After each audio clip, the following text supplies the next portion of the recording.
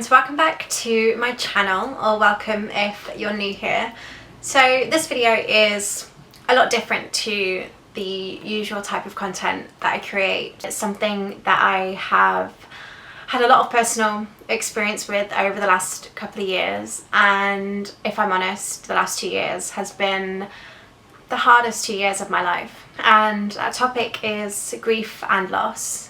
I've been thinking about making this video for a while, and I feel very compelled at the moment to speak more about grief and create more open conversations about it, and a space where people can learn about it and talk about it, and a space where I guess people just feel a bit less alone, because grief is such a difficult thing to go through, and it can be really isolating, and it can feel so lonely, and it's really misunderstood. And the thing is, like, everybody is affected by grief at one point or another, but it's not really seen that way. I think there is so much taboo around talking about grief and having open conversations about it, and there's so much discomfort around it and such a lack of understanding. I just want to help to change that, because I know from my personal experience and from the hundreds of people who I've spoken to about their experience, grief is a horrible thing to experience, and it's really just not understood enough. And so hopefully with this video and the other videos that I create, it'll help you just to understand it a bit more. And if you've personally been experiencing or been affected by grief, hopefully it will make you feel a little less alone. And if you haven't been touched by grief, then this still applies to you, because grief is one of those things, and loss is one of those things where you never know when it's going to happen. And if you're in the very privileged position to have never experienced a great loss, the chances are you might experience that at some point in your lifetime, or you may need to support someone close to you who has experienced that. So it's one of those things that truly does affect everyone, and I just want to talk more about it, basically. And I completely understand if this video isn't for you, that is absolutely fine, but if it helps just one person, then that's my job done. So I guess I'll kind of start with an introduction, I suppose, for anyone who's new here, or you're new to my story. So my name's Alicia. I am 30 years old. I live in Vancouver in Canada with my now husband Matt and my very big puppy Fino. You can see him here, my little babe. He's very sleepy today. And Matt and I moved to Vancouver 8 years ago from England, and both of our families are in England at home, and we go back there quite a lot. We just had our wedding last month, which was amazing. We're pretty settled out here.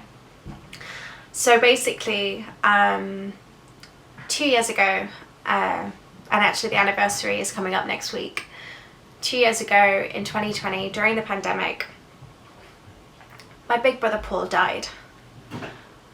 And I never get used to saying that. Even 2 years on, it's still like the weirdest thing to say, and it's not something I ever thought that I would have to say. And this video is never something I never thought I'd have to make. So Paul was the oldest. I'm one of three. I'm the youngest, and my middle brother Carl is 5 years older than me. Paul was 8 years older than me, and despite the age gap, we were super close. A really close-knit family, and my brothers are amazing, and we've always had an amazing relationship. Paul just suddenly died, and it has just been the most horrific and awful experience of our entire lives. And the anniversary is coming up very soon, and it's one of those things that it still doesn't quite feel real. Like, sometimes I still forget sometimes, and I still don't connect the dots sometimes. Other times the dots very much connect, but it's still really surreal even 2 years on. Yeah, he was really healthy. young, fit, and his life just ended far, far too soon. And obviously being here, it being the pandemic, there being quarantine, it made everything 10 times harder. And I think it's interesting because you think that you know how you'll react when a loved one dies, and there really isn't a rule book around grief, or a set way of doing things, or a way that you should do things. But what I learned in my experience was that people are very quick to tell you how you should deal with grief and how you should act. There's a lot of expectation. There's a lot of sort of weird, not rules around it, but an expectation of how you should act and how you shouldn't act. And I feel like these rules are often made by people who have never actually experienced this. And it's been a really big learning experience in so many ways, for me, understanding, you know, myself, grief, my family, learning how we each approach it very differently. Even me and my brother, we had, you know, it was our brother, but we each have our own journeys and our own experience with grief. And obviously we found out when we were here, and I always thought that if anything happened, I would be on the first plane home. And I was. When my granddad died back in 2015, I found out and I was on the first plane home. Paul came and picked me up from the airport, and I was there for my dad. And I always thought that would be the same. That was what I would do. And when it actually happened, like, it was the biggest shock of my entire life, obviously. And I just said to Matt, I was like, I don't want to go back. Like, I have to just stay here for a minute and just try to begin to process and understand this news that I've just received. Because at the end of the day, I wasn't going home, you know, for my dad. It wasn't my dad's dad or my mum's mum. It was my brother. And my family are amazing and are super supportive. And what made it even more difficult was the complexity of COVID. Back then, there weren't vaccines yet, and so there was the 2-week mandatory quarantine on both sides. And so obviously going home meant I would have to quarantine for 14 days. Coming back to Vancouver, I would have to quarantine for 14 days. And that was kind of in the middle of COVID. And we sort of had to time it with Matt's work. I really just didn't want to go back or come back on my own. And he could get a month off, which is very generous from his work. Obviously, I'm self-employed, so I was a bit more flexible. But we tried to time it with that. We tried to time it with the funeral, which was really delayed again because of COVID. Like, there were just so many complexities. The worry of getting COVID, the worry of spreading it. At this point, we didn't know if it was COVID. Like, there was all of these things at play. And it's funny because I remember that period very, very, very clearly. And very soon after he died, literally the day that he died, I felt a lot of clarity. And that sounds a bit strange maybe, but I felt very clear around how we needed to approach this. And I think I got that clarity just from thinking, like, what would Paul say? Paul was very much my guide in a lot of ways, and he was very much my constant. I didn't want to cry. He was my best friend. He was such a huge part of our life, and he'd give me so much advice, and so he guided me in so many ways. And I just kind of thought, you know, my head is all over the place. I just need to focus on what Paul would want and what Paul would say, and focus on that. And that for me was my anchor. One thing that did really anchor me during that time was literally just listening to my intuition and my gut, because I guess it's like everybody has an opinion. Especially being the youngest, people were very quick to tell me what to do or what they think I should do. Not my parents, my brother, Matt, people outside of that. So you should do this, you should do this. This is what I did when I lost my cousin. This is what I did when my friend's friend died. Like, all these things, and it's like it's with good intent, but it's also like you have to carve your own path, because my journey is very, very, very different to yours. And so yeah, in the weeks following his death, it was a lot of, you know, figuring stuff out, the funeral, the logistics, his assets, all that stuff that you don't really think about or know about. I actually, and I'll go into this another time, I actually took a trip about 4 days after he died. I had this trip planned, so I had a trip to Churchill in Manitoba, and it was already pre-planned. I was already planning to go. Paul was super excited. He was like he's like a fan of our work. He's like our biggest fan, basically. We were researching it all together. He was super excited. Like, he was so proud of me for getting this opportunity to go to Churchill, one of the most amazing places in the world, to photograph polar bears. And obviously at the beginning I was like, obviously I have to cancel the trip. And it was Matt who said, like, why don't you still go? And at the time I was like, oh my god, this is a ridiculous suggestion. How can I even entertain that? And then I gave it some more thought, and my parents, my brother, they were all like, you're still gonna go, right? Like, of course you're still gonna go. And so yeah, I went on my own, and it was the hardest and the most special and poignant trip I've ever taken. But I'll go in more into that in another time. But I did actually post a vlog from that trip, and I'll leave it in the description box down below if you want to watch it. It was a very, very important and very, very special trip. And actually our Rome candles, there is a candle dedicated to Paul called Churchill for that reason. Yeah, we went back to the UK. Obviously we had the funeral, we did the quarantine, which was so hard, not being able to see our friends and our family and having such a limited funeral. And I mean, the funeral in itself was just, you know, planning what he should wear, and the flowers and the arrangements and all this stuff that you just don't ever think that you're gonna have to organize. And then yeah, then we came back to Vancouver, and to be honest, after the funeral I felt lighter. We had to wait 5 weeks to have a funeral because of all the delays, which is a really long time. So you were sort of just in limbo, I suppose, just waiting for that.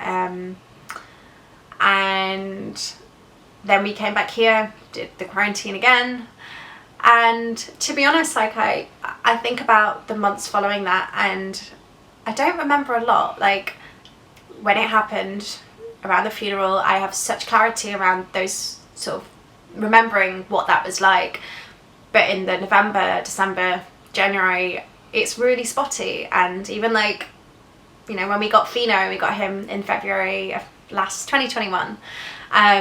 The first few months of his life, with us, I don't remember all that much, which makes me sad to think that. But I think my body was just in survival mode, and I think at the time I didn't quite realize how much. And now I look back and I realize, like, it was fight or flight, and that is how it feels at the time. It's sink or swim. You're like at the surface, like just trying to stay afloat, basically. And there's an analogy about grief, and that it comes in waves, and it's like ebbs and flows, and it's like a tsunami sometimes, and sometimes it's calm, and it's literally like that.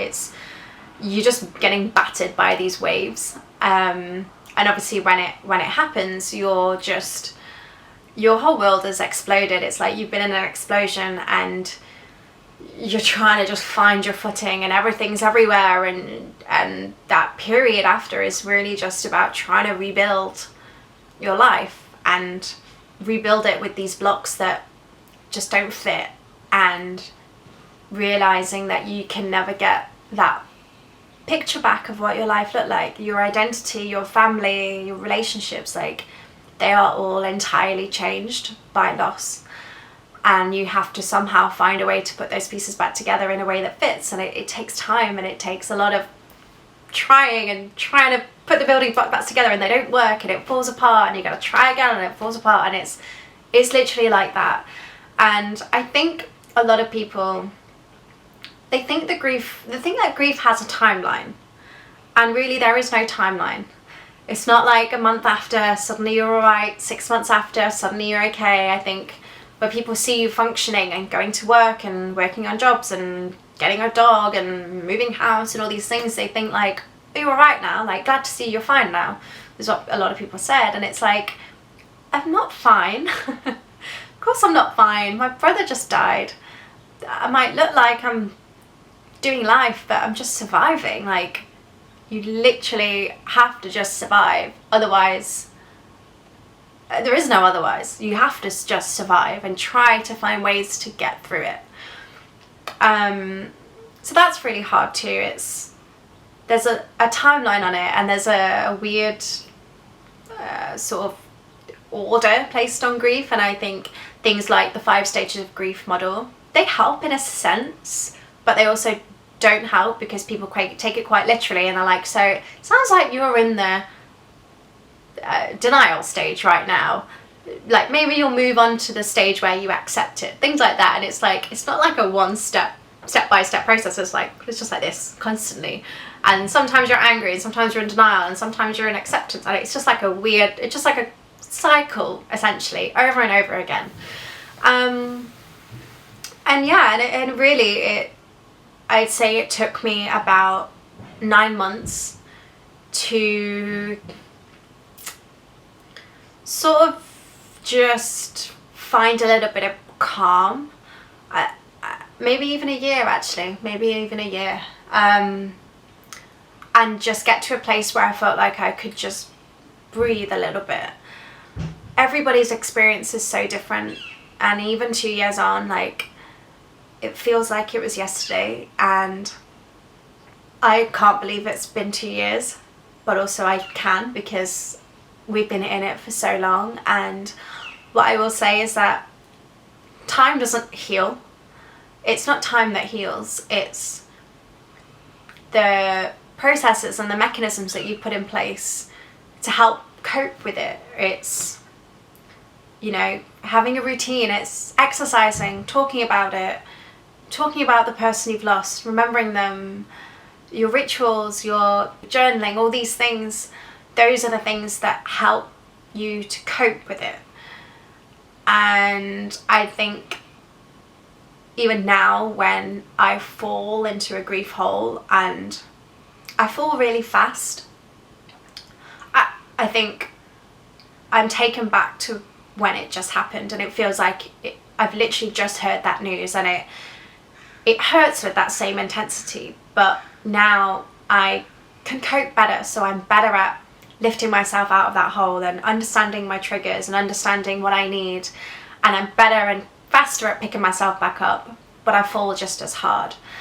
And it's no easier than it was 2 years ago. I just have more mechanisms to cope, and I know myself better. And I think ultimately that's what you do, is you find ways to manage it and cope. You don't move on. You don't move on from your grief, and it's not like, oh, you're right now, you're fine now about it. It's like, I don't think so anyway. I know I have a long way to go with my own journey, but I think there's a belief that you summit grief and then you've climbed the mountain and you've done it. And it's not like that. Grief is a lifelong journey, and I think your grief will exist for as long as you'll love them, which will be forever. So your grief is so attached to that love, and it's a lifelong process, I think. There's so many things that I could talk about. This video is already really long already. I think what I'll talk about in the next video will be a little bit more about how you can support yourself and support others who are dealing with loss and grief, because I know that is something that's really difficult for a lot of people, and people are very afraid of saying the wrong thing, so they just don't say anything at all, or they'll say really weird things. And so maybe that will be a good thing to talk about in the next video. But yeah, I guess this one really was just to kind of introduce my story and our Paul, and yeah, I guess that's it. Whew. It doesn't just, yeah, never thought I'd be making this video for sure. Anyway, I guess I will see you in my next video. If you made it this far, thank you so much for watching, and I see you in my next one. Bye.